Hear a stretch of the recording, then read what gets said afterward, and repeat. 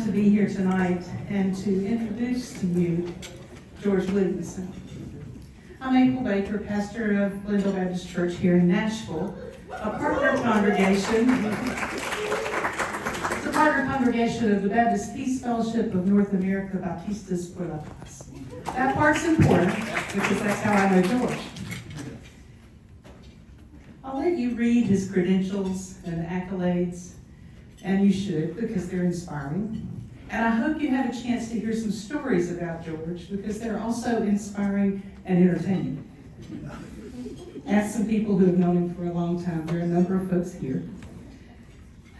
But I'd like to introduce him to you by telling you a couple of things about George that won't appear on a CV or in a bio in a program. And I think they're at the heart of why George is deserving of this distinguished alumni award. One of my very earliest encounters with George was at the summer conference of the Peace Fellowship. I was a relative newcomer to the organization, just out of seminary, and not sure where my calling would take me, nor who my people would be.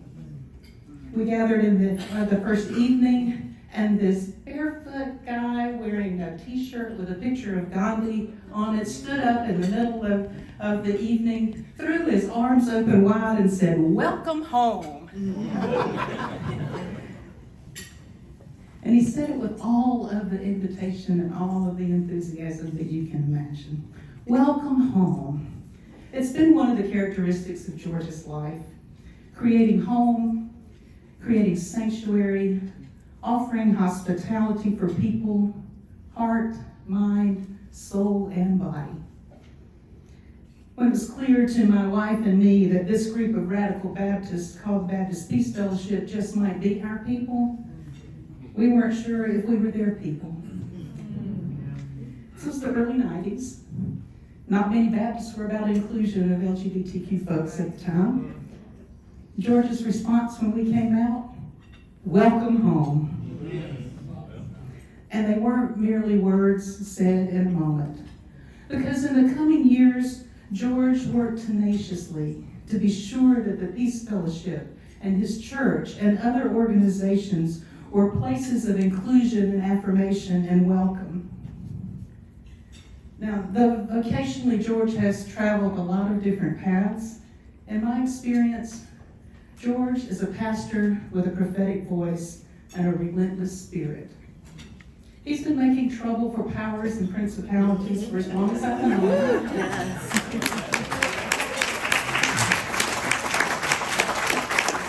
He's challenged obstacles to justice, and he's used his position of privilege to open doors and open windows and open hearts.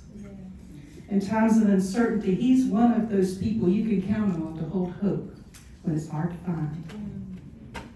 He's been mentor and companion to many of us. He's given his life to the work of radical transformation, which for him has been rooted in following the way of love that Jesus taught and lived. And so, with deep gratitude for his handprints on my life, and with great joy, I introduce you to you, Reverend Dr. George Williamson.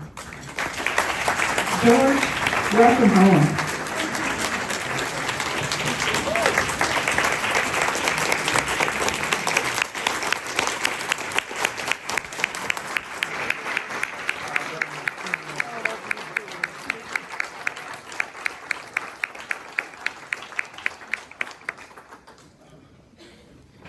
Sit down.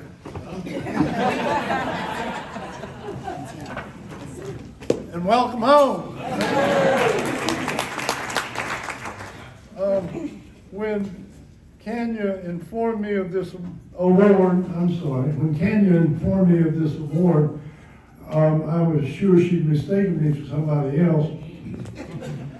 I looked up distinguished on my resume, and sure enough, it wasn't there. I mean, I didn't even have, I had to get a suit to come here. I didn't have this black and gold tie with the giraffes on it.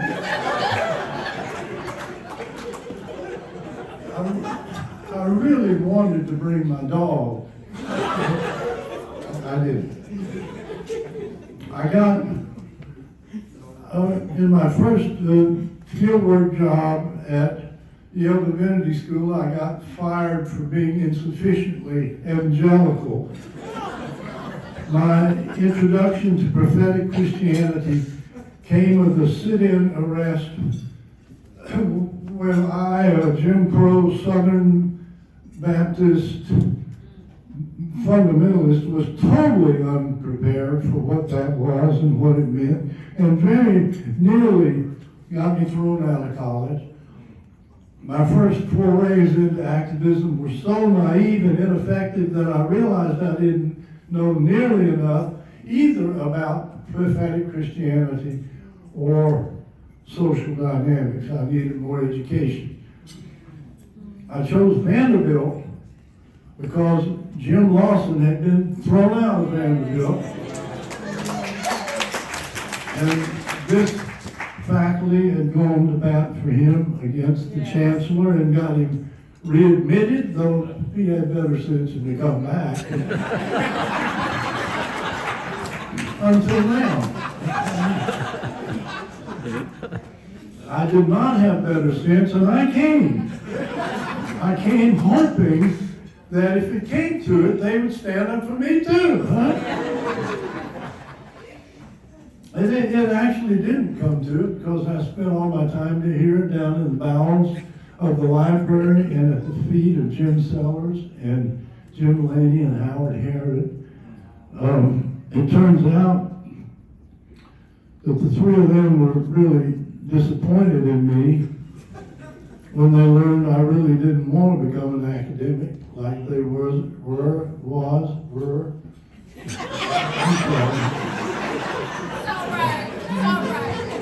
Somebody want to help me with this? This is really a noisy crowd, huh? Can you hear me all right?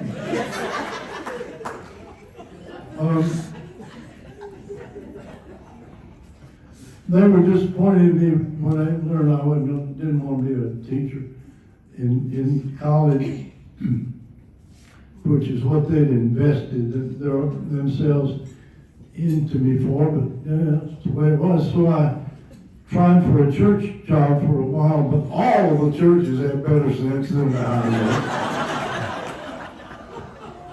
But unbeknownst to my faculty and me, another Vanderbilt saint, Walter Harrelson, had snuck off and gotten me a job at Vassar College as their chaplain and eventually associate professor of religion and member of a couple of interdisciplinary programs. And eventually I lasted there for 11 years, which is really pretty good for me. But eventually got fired from there too.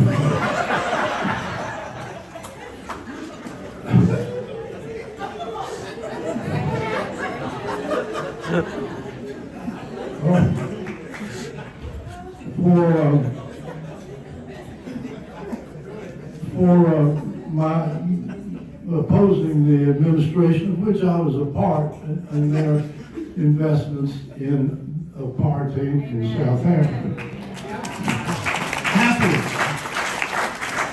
Happily, I found an Ohio church that was not put off by my activism and hired me. But it was the American Baptist denomination to which it would belong that did get put off and eventually threw both me and the church out,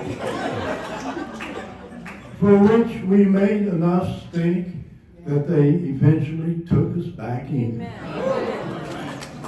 And then after I left Ben, they joined as dual affiliates of the UCC and found some people that loved them a little bit better.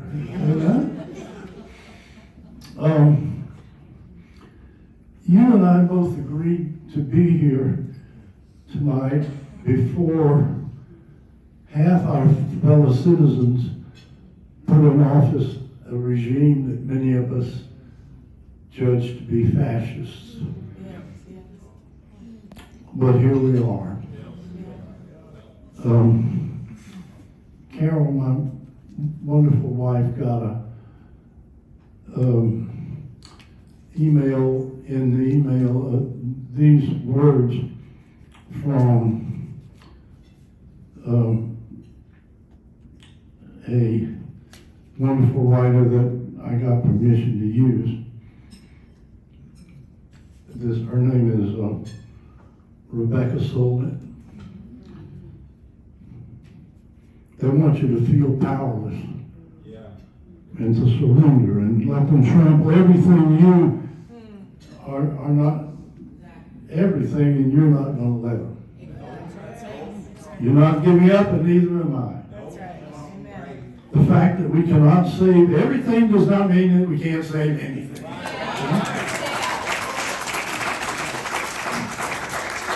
You may need to grieve or scream or take time off, but you have a role, and right now, good friends and good principles are worth gathering in. Welcome home.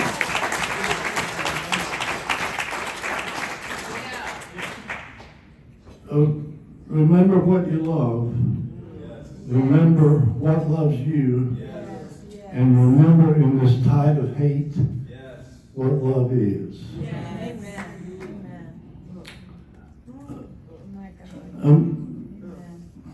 People kept the faith before the dictators of South America in the 90s, 80s and 90s, in the East Bloc countries and the USSR. Women are protesting right now in Iran, and people there are writing poetry. There is no alternative to persevering, and that does not require you to feel good. You can keep walking, whether it's sunny or rainy. Take care of yourself, and remember that taking care of something else is an important part of taking care of yourself, because you are interwoven with 10 trillion things in this single garment of destiny that has been stained and torn, but is still being woven and washed. And for that, we got our education here. Thank you. Thank you for this incredibly generous award for this blatantly undistinguished, but deeply grateful kid.